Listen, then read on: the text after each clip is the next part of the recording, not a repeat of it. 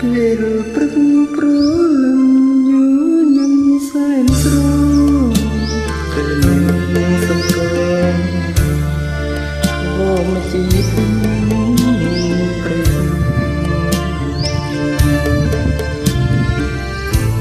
មកហា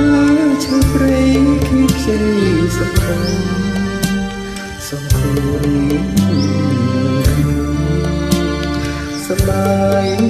រក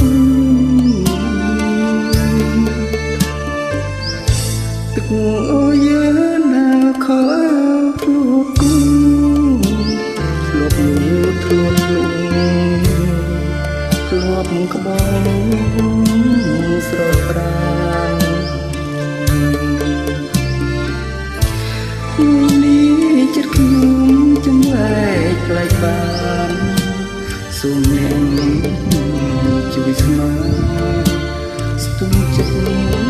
ញុំ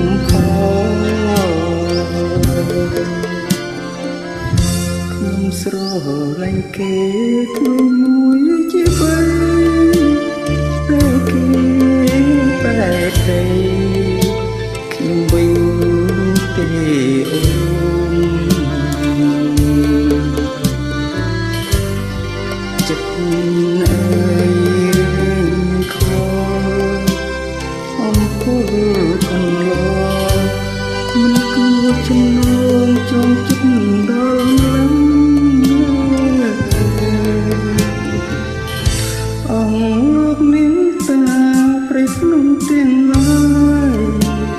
ខ្ញុំសូមវត្តឡាយជូនជាដំណឹងខ្ញុំស្រឡាញ់គេណាំស្ទើរបាត់ព្រលឹងមេត្តាជួយដឹងជួយខ្ញុំផង